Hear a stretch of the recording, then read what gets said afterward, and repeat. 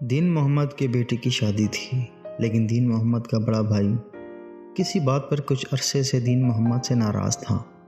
بیٹے کی شادی قریب آئی تو دین محمد نے اپنے بڑے بھائی کو منانے کے لیے کوشش شروع کر دی۔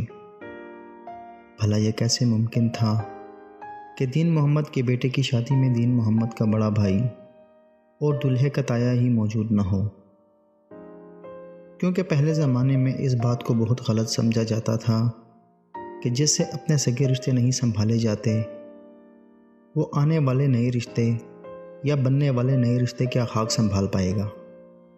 اپنے بڑے بھائی کو منانے کی خاطر دین محمد اپنے بیٹے کو لے کر اپنے بڑے بھائی یعنی دولہا کے تایا کے گھر پہنچ گیا اور منانے کی ہر ممکن کوشش کرنے لگا۔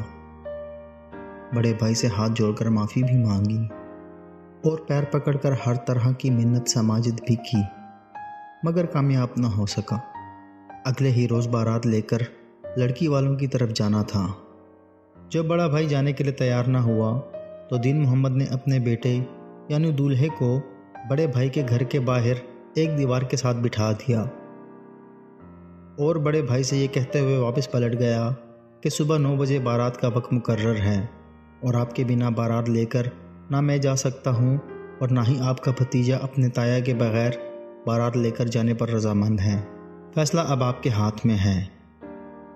یہ کہہ کر دین محمد اپنے گھر روانہ ہو گیا۔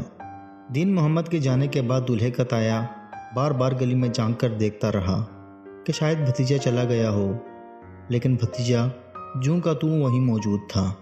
آخرکار رات کے 3 بجے دولہے کے تایا نے اپنے کپڑے بدلے اور اپنا حقہ ہاتھ میں لے کر گلی میں پہنچا۔ اپنے بھتیجے کا ہاتھ پکڑ کر کہا، چل یار چلتے ہیں، تیرا باپ تو ویسے بھی پاگل ہے۔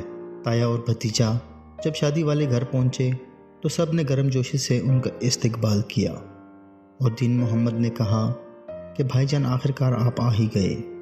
جواب ملا، کیسے نہ آتا، لڑکی والے کیا سوچتے کہ دولہے کا تایا بارات میں کیوں نہیں آیا اور ایسے خاندان کی بدنامی ہوتی، اور اوپر سے تم دولہے کو گلی میں بٹھا کر چلے گئے تھے۔